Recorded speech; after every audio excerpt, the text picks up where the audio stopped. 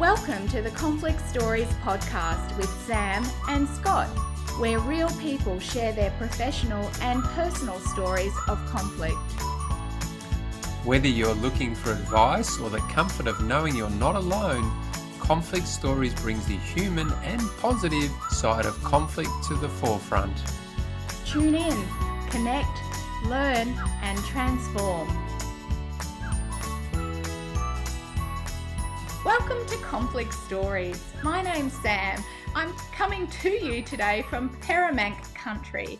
The Peremank were located between the Kaurna people from the Adelaide Plains and the Ngarrindjeri people from the Murray Lands. And one thing I think is really cool is that the Peremank people were known as the peacekeepers between the other groups, which connects with me as somebody in the Adelaide Hills on their land. Very nice. Thanks, Sam.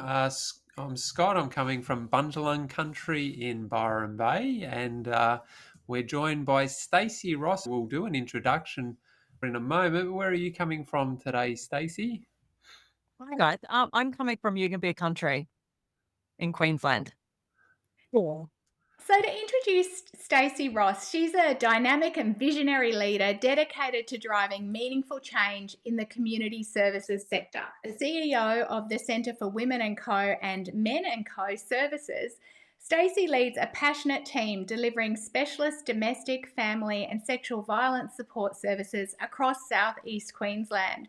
She also plays a key role in housing, health and domestic violence advocacy, serving as a director of Brisbane Housing Company, co-convener of the Queensland Domestic Violence Services Network, and as an active member of the Women's Health Services Alliance. With a strong focus on strategy, innovation, and meaningful change, Stacey is dedicated to creating safer communities and strengthening sector partnerships. Let's dive into Stacey's insights on conflict in relation to leadership, advocacy, social justice, and the empowerment of individuals to create lasting change. Welcome, Stacey. Thank you. Thanks so much for having me. Now, I must be upfront and let the listeners know that I've known Stacey for, I think, over 15 years. Correct me if I'm wrong there, Stacey. It was like that, yes, for a very long time. Because I did a few trainings for you through Fighting Fair and your team over the years as well. And I was thinking about you as a professional, and I think what's really impressed me is your drive to be a great leader, but also your commitment to your clients, your staff in what is a very challenging field, the DV area, obviously. So I want to start off with, how would you describe your relationship with conflict? Yeah, great question. I've been in this sector working with women for about 11 years, I think 12 years this year. During that period of time, I have worked with a small organization, and I think we started off with about 13 people and maybe not even that. And now we're sitting at 95 people. So, with that amount of growth and change and so forth, definitely has brought its many experiences of conflict.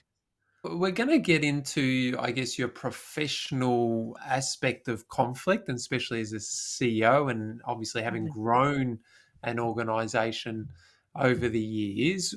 Can we start off with your personal situation, particularly growing up? We always are interested to know how conflict was in your family and what you've noticed about that, or what insight you've taken from that family upbringing as well.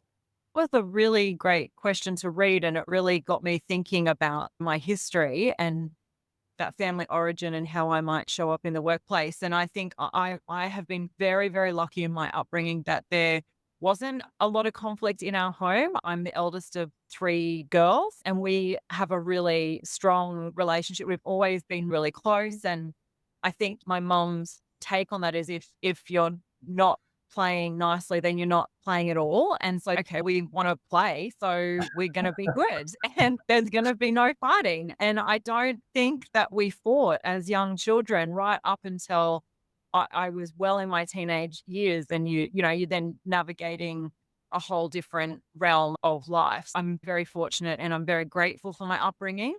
But when I think about that and then how I am in conflict when it comes to work or growing up in high school and so forth, it definitely hasn't given me the skill set to deal with it as well as I would have liked to have straight away.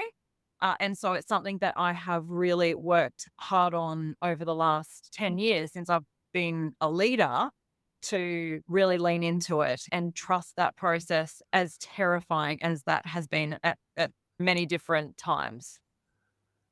I wonder, was there a particular moment when you suddenly realised I need some different or some new conflict management skills? Yeah. Yeah, 100%.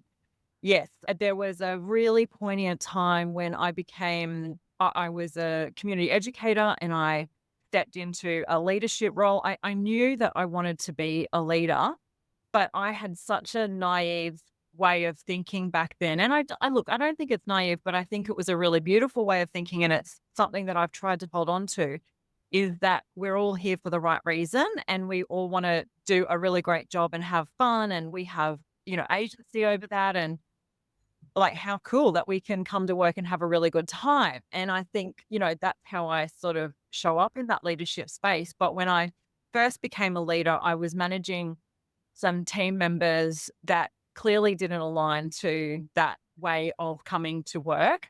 And there was one particular lady who I really, really struggled with trying to build rapport. And I was sitting in the lunchroom and I could hear her in the next office with another team member, like fully going hammer and tongs about me. And I was in earshot, like I could hear everything that they were saying. And I was gutted. I was just beside myself going, oh my God, how could they be thinking this of me? And also like, I was really, really hurt. And it was at that point that I realized I'm not going to be able to do this if I don't deal with this. And I sought out some advice from my manager at the time, who was a management committee member. And she put me in contact with a coach. And that coach really talked me through those feelings of not being liked and what's my role in this, what's their responsibility. And essentially, I had this light bulb moment of going, my job, I'm employed to be the CEO or the manager, and my job is to uphold the values of this organization. End of story. And if they're not willing to come to the party and do what they're supposed to do within their job, then we've got an issue and I have to manage that. That's what I'm employed to do, is to manage that. And it separated the personal aspect completely immediately. And I had resolved then around, yeah, this isn't about me. This is about, I'm here to do a job. I'm going to do it. I'm going to hold you accountable. And that was really hard. And we actually went into a mediated conversation with that person. And we had a legal representative there. I had the chair as my support person. She had her support person. And it was fascinating. I was 31 and she wouldn't look at me. She rolled her eyes at me. She shook the chair's hand, but would not acknowledge me in that space. And so that was a really clear indication. Whilst it's hard to think, what's wrong with me and why don't you want to, show me that respect? It's got nothing to do with me. But that was hard. That's really interesting, because that, I think, is a really important quality as a leader, isn't it? Is not taking things personally. Yeah.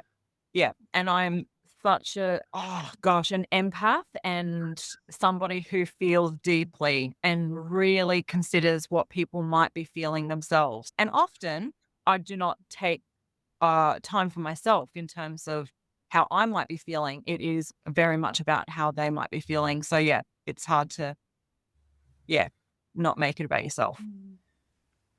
I think also as women, we tend to be socialized to want people to like us. And as a strong leader, sometimes you have to make decisions that people don't like and people will attack you personally. So you do have to not be afraid to be the leader that you've got the responsibility to be. And I think within this sector that we work in, I work with a lot of people that are here for really purposefully driven work. And, they're social workers and counselors. And so we're naturally caring people. It doesn't mean that you can treat people with disrespect though. So we had that mediation session and it was really evident to the chair that there was no opportunity to repair that relationship. So that then went through a dismissal process for insubordinate behavior because there were other things, it wasn't just that she talked behind my back, like, that's not enough. You're out. know, there are a lot of other things that were happening as well. So yeah, she moved on, but she had engaged with a HR person that made our life living hell for quite some time. And it went right through to Fair Work mediation and we were able to amicably separate at that point. But that was a rough ride right at the get-go. And I think then from there on in my journey around working with people, going through different pieces of conflict, we went through a merger. That in itself was massive in terms of change management and people's expectation, pushing people outside of their comfort zone and people hating change and then loving it and then that whole journey. So I've definitely had my fair mix. And I guess that was another question we had is what was the thing that led you to this sector?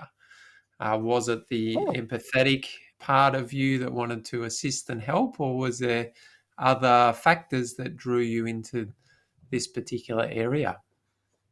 Yeah, look, it was something that I knew very, very young. I think there's a couple of things. My mother had always said that I have always been a very caring person all the way through primary school. I was always caring about others. Maybe it is because I'm an older sister. I'm not sure. I think it was when I was in high school and I was having a really rough time in high school, but I had befriended a young guy. I was probably like 16 and he might have been 15 or 14 and he was homeless and he was estranged from his family and he had shown me this photo of his mother and and he just thought the world of this photo and it just gave him so much hope. And I don't know, it's a story that just really resonated with me and I immediately felt compelled to get into that type of work. And so I started probably when I was about 17 or 18 volunteering at a youth service, a local youth service. And I would go every Tuesday, Thursday night and work with young people. And what gave me joy was seeing them share their ideas and thoughts and feelings and helping them make that come true. And that's where I went, oh, I know what my purpose is, and that's to help people outlive their purpose and feel fulfilled through what their dreams and goals might be. It's amazing. And Yeah. it's interesting how the power of one connection like that really changed Yeah. your whole future or gave you a path for your whole future. Yeah. Yeah, definitely. Definitely. Shows the power of stories, doesn't it? Yeah. Yeah. And I mean, I would have disconnected from that person probably not long after. He's not somebody that I couldn't even remember his name if you asked me. But yeah, there was something about that photo of his mother and what I felt was injustice for him in his living conditions and that type of thing. As a manager, as a CEO, in terms of dealing with staff conflict, what have you noticed? What have you learned? What's been tricky about it? Any of that would be really interesting. When I think about that, when I think about these common themes that come through and what I share with my leadership team around dealing with conflict, they've got to go through their journey of experiencing, difficult HR matters. My biggest thing to them is to trust the process. Obviously, you need good policy to be able to trust that process, but trust the process and follow that process. And I think the other thing that I've always said to my team is that we're never going to engage in a difficult HR matter or conflict if there's not good reason to. I don't have time for it. I'm not here to deal with difficult HR matters. I'm here to have a great time and do good work.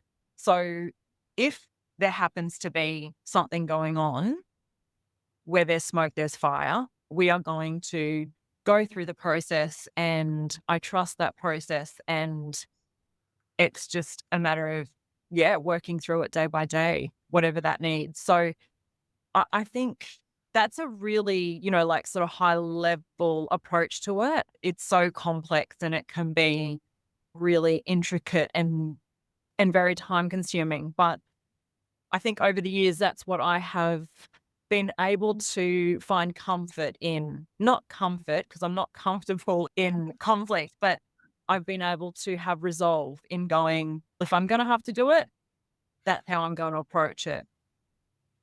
I wondered if you had ideas about things that you do as a leader that prevent unnecessary conflict in organizations. You've talked about what to do when it arises, when the smoke starts to show, but what sort of things do you do as a leader to prevent unnecessary conflict starting in the first place?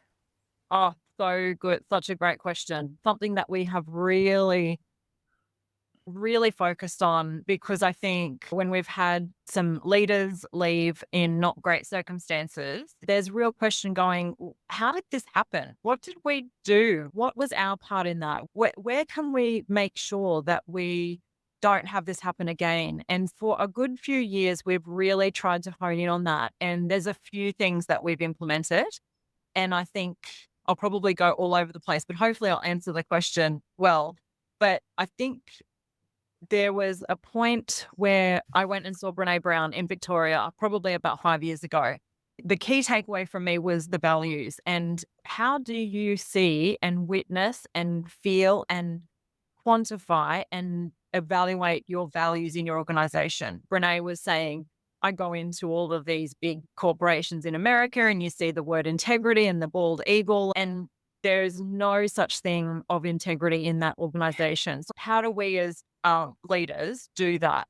And I came back from Melbourne and I immediately rewrote our values, and we put statements alongside those values. And those statements really step out. How do we actually do those values day to day? And that has been a game changer for Centre for Women, because at the interview process and getting people to apply for the jobs, we're looking for values alignment first and foremost. And then we go through a really heavy induction program and we're talking about the values and how we live and breathe them. Values in action. We have really deeply embedded the values and how you see and feel and action them in policy, in how we show up in meeting and so forth. And that has been a huge shift. That is one of the ways that we have been able to address and make sure that we have good alignment, because one of the values is respect. And we say within the statement that we talk with people, not about them. And we really are encouraging that if there is something that is not going well, that you have a direct conversation with that person straight away. We've even stepped through a bit of a checklist around how to have a difficult conversation and guiding people on how to do that. And part of that is that self-awareness and making sure that you're self-aware before you go into that conversation. And that checklist is, are you regulated? How are you feeling about it? Have you spoken to another leader to test the tone of what you're going to be saying? Are you checking in with the person that they're ready and that they've got capacity to hear that feedback or to have that conversation? So we're really honed in on that. And I think that has been super helpful for a lot of people, especially when they're first starting in leadership roles, because it can be really daunting, especially when you're going from mate to manager. Yeah, no, that's great. And I think that's what I see too, Stacey, when I go into organizations and teams who aren't functioning well, is often there's a reluctance or a lack of confidence to have those Mm. conversations, Yes. but also being really clear on what the values are and, as you say, putting them into action or how you live them. But I reckon the tricky bit is, how do you deal with the situation where someone isn't living the value? And how do you pull them up if they're below the line? And Yeah, that's the skill and that's the tricky bit in how do you keep people accountable for themselves, but also to other people when they see that, so they're not walking past it and allowing it to happen. absolutely. Yeah. Yeah. It is. I think there's a couple of things that, in relation to what we do at Centre for Women and Men and Co's, we have internal supervision every month or bi-monthly. And that supervision form really provides some guiding question for that supervisor, the team leader or the direct line manager, whoever that is that's having that supervision session, to be able to explore and to create that safe space to address those concerns pretty quickly. that is a part of our whole strategy around what you've just said, because it can become really subtle. I think the most difficult HR processes that I've ever been a part of is that real covert behavior where they're really teetering on the line of inappropriate, but they're really safe in how they've done it. And I can come back to how we address that or how I feel about those type of situations. But I think internal supervision has provided us with that. And I think at that induction time when we're telling and sharing how we operate here, we are really open about the fact that we're going to have a conversation. If there's something that is not okay or something that we're feeling off about, we're going to name it to tame it. It is a part of the culture that it's not going to go untalked about. And I think that has taken some time to get to that point where people know that you're going to have a conversation. Something's going to happen, but it is going to be respectful. We are going to be regulated. We're going to make sure that you're okay to have those conversations, those type of things, to really make sure it's a safe space for people to do that. And I think what I have noticed is that when you've got new people coming into the organization, we've had over 40 new people in the last 6 months, right? So that is a huge amount of new perceptions and expectations. And I have been really nervous about that growth and going, how do we retain the culture that we've built and how do we protect it with so many new people? Because what we've often found is that new people will come into the service and they have their own experiences and they're not great experiences. And there is an element of mistrust. I think that we're trying to break this mindset that workplaces are negative or a really toxic place. And it's just non-negotiable for us here. Our expectation is this and this, and we want to uphold that because that is about protecting our culture. I hear very strongly from you that you've done a number of things to really support the development of that really constructive conflict culture. Firstly, you've kind of operationalized your values. You've not only stated them as an abstract concept, you've given everybody in the organization clear ideas about what that looks like in terms of actions and behavior and where the line is for what's acceptable and what's not. And that's often a problem in conflict where that line's blurred or inconsistent or not clearly drawn. People don't really know what they're supposed to be doing, and everyone has a different interpretation of respect, for example. But the other thing I hear that you've done that I think is super important is that you've provided support for your staff to be able to achieve that. You talked about checklists, the supervision, the kind of coaching relationship. And I think those things are often missing, that people set up the formal structures, but they don't support staff. And a lot of staff, particularly new leaders, get appointed to a leadership role and they don't realize that a lot of what you do as a leader is deal with some sort of conflict, whether it's internal or external. And most people aren't that well prepared. They need Scott's training, for example, to give them some scaffolding to be able to operationalize it. Totally. Yes, definitely. Yeah. Our previous COO developed an emerging leaders program for Centre for Women. And so we would take nominations or applications from the team members who were interested in leadership positions and put them through this training, because it really gives you the idea of what leadership really is. I think there is this figment of imagination that it's super fun and all of that sort of stuff. But the reality is that it's multi-layered. And what we have noticed in the last few years is that whilst we've identified key people in our organization that are up and coming leaders, they're trained as social workers. They're not trained as a business development manager. And essentially that's what they're doing. They're managing budget, HR processes, risk and compliance, contract management. And there's no training for that unless you do business degrees. And often people that have a social work degree do not have a business degree. So we have then spent a huge amount of time supporting and training our leaders around what is contract management, what's a budget, how do you manage that.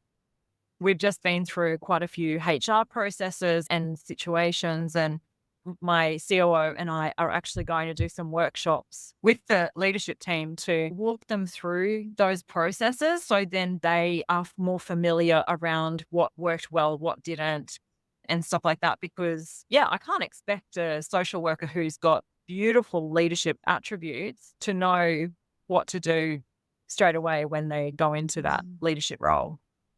Yeah, totally agree with that. I think people expect that you just have the skills to be able to deal with all these things because you're now a leader. Yeah. I had a new team leader come forward and go, "This is my second week of being a team leader. I don't know if I want this." And I'm like, "Yeah, it's a roller coaster, and you're either all for it and you've got the resilience and you can do it, or it's not for you, and that's okay." I think that's the bit here is, and we talk a lot about self-awareness, that is where I feel like things start to fall down for people.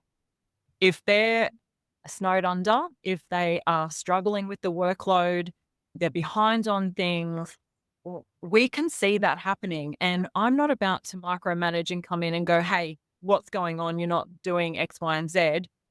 I don't lead like that. I will definitely talk through that and will offer support. But if I don't have somebody that can actually have the self awareness to go, "Hey, Stacey, I'm really just not, I don't have the time. Something's going on in my personal life.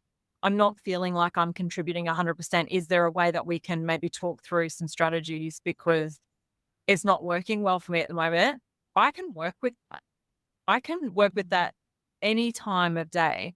What I can't work with is somebody who doubles down on control and not letting anybody in, not asking for help, not delegating to appropriate other leaders, and then not taking accountability for their impact. I just feel like that loss of self awareness is really detrimental.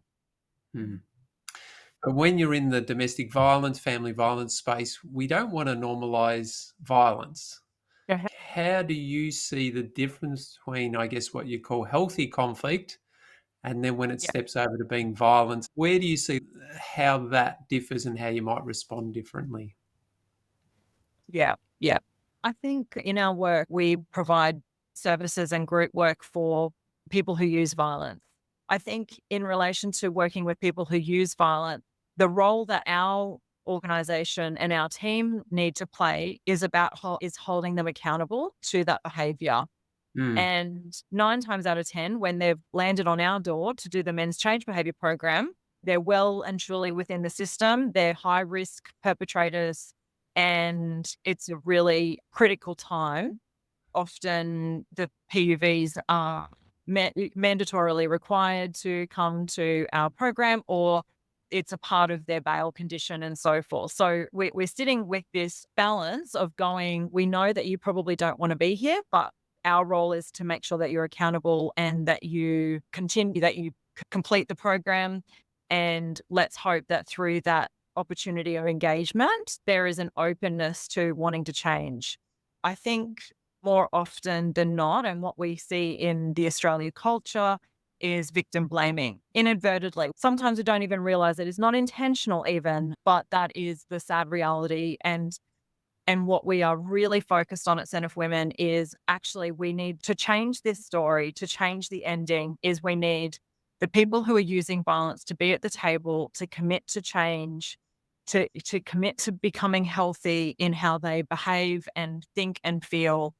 And inadvertently, that conflict would then be reduced. But it is about them taking full accountability for that. And yeah, we hold that mirror up to them. And there's practice standards that we have to be guided by. There's really evidence based program development and content that we deliver. And we just have to be incredibly boundaried on the work that we do with people who use violence. Did that answer your question? yeah, it does. I know I read a book many, many years ago from Alan Jenkins called Invitations to Responsibility. And I'm not sure if that's the sort of philosophy. It's about inviting men to take, as you say, accountability or responsibility for their behavior and how much that's a big part of it. And I always find, because I did a little bit of work with men's behavior change programs, how do you find that line between challenging, without forcing, without colluding. That to me, and inviting that responsibility, I think is a really tricky balance. It is very tricky. And we have a male and female facilitator. We have observers. So we make sure that we've got eyes on what those facilitators are doing every week to make sure that there's not a collusion happening, and we've got fresh eyes looking at how we're working with those people. There are lots of different things that we do to support that because it is a very complex, specialized space to work in. Mhm. And I think one of the things that we see in the women's space, and this is the conflict that we have as a team, is that often it is the woman's responsibility to have to leave the home with the children. She has to protect the children and do all of that work for the children, where she is the victim, but yet she has to do majority of the heavy lifting.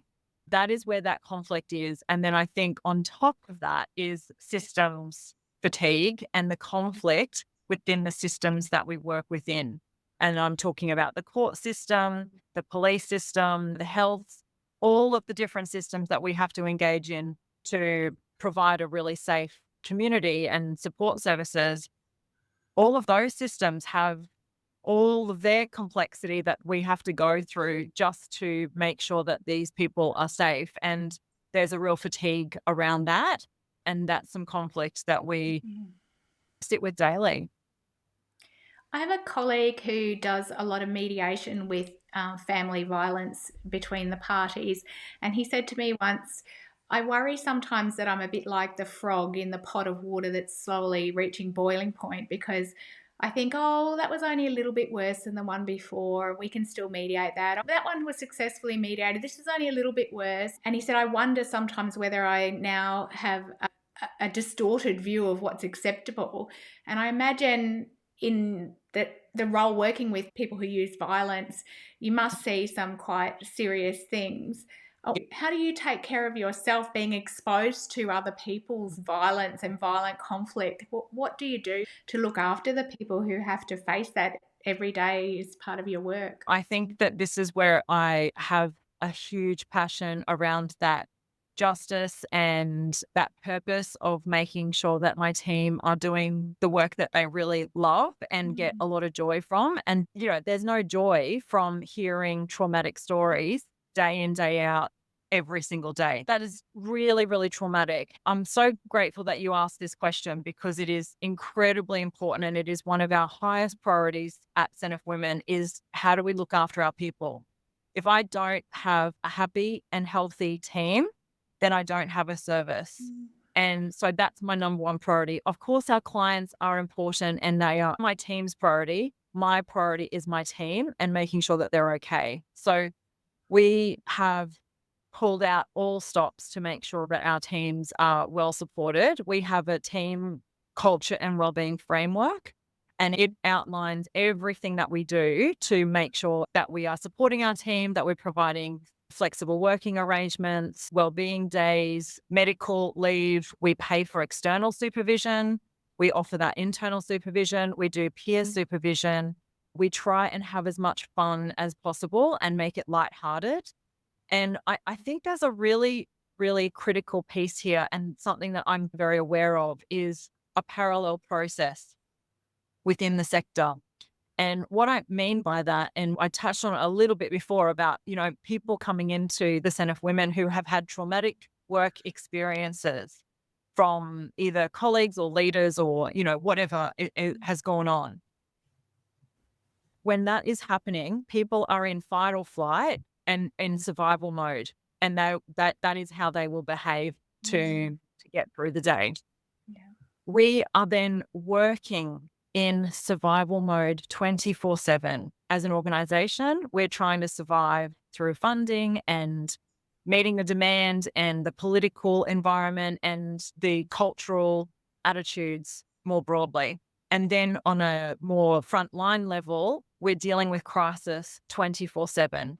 So we've got crisis coming at us at all angles. And if us as a leadership team and an organization is constantly at crisis, how is that going to then show up in the workplace? you're going to have traumatized people that are not going to be regulated. And therein lies the really critical piece around making sure that we are trying not to feed into that crisis, because we've seen it time and time again, and it's such a slippery slope. And I get it because people are really passionate, but I think we're one of very few organizations that are putting and naming that right from the get-go, is that this is our environment that we have to operate in. If we're going to operate successfully, we have to be regulated and calm, and we can't feed into it. We need to be boundaried. We need to be carefully considered and put in that wraparound support so you are at your best to make sure that you're not traumatized. And I think the psychosocial hazards legislation is brilliant. I think it further enhances the responsibility as organizations to have healthy workplaces. Anything like that, I am all for. And yeah, that's how we do that. That's great. I mean, people do need to be regulated and not in fight or flight mode if they're going to effectively and constructively engage in conflict. Sounds like you're doing all the right things. Yeah, I hope so. I mean, I definitely don't get it right. And I just had Friday and Monday off because I was absolutely, operating at such a heightened, dysregulated state. But it's my responsibility to check myself and take some time off to be able to be here in a better place. Nice. That comes back to that self-awareness, doesn't it? Yep. And it also sounds very supportive, which is And- really important. What do you think is the biggest lesson that you've learned from your experiences with conflict?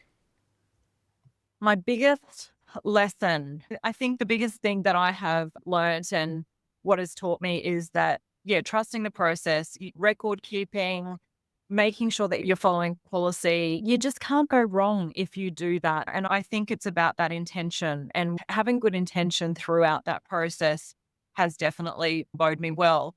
So trusting the process. Very nice. And the last word, which is similar to that one, is around any conflict pearls that you could share that you feel would be useful for anyone entering into conflict, just from your learnings as a CEO and also working in the DV space. Any pearls you could share that you think might be useful?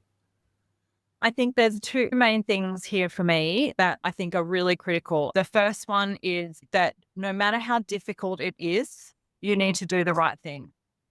That is around integrity and upholding that. And no matter how hard it is, just find the courage and always do the right thing. And that will make sure that you are in a good place no matter what. You'll be able to go to sleep at night and know that you've done the right thing. And I think that's a really critical piece to this. And the other one is to assume good intent. And that goes both ways for the person that you might be having a difficult conversation with and for yourself to assume good intent. They're the two things that I think will absolutely, hopefully help you through difficult times. Fantastic advice. Yeah, very nice. Hard to beat those two, I reckon. Thank you so much for your time today. There was so much useful information in the stories that you shared. We really enjoyed having you with us today. Thank you. I really appreciate it. And thank you so much for the opportunity. You're welcome. And for everyone listening and watching, keep on working towards a more peaceful future. And enjoy your conflict. See you next time.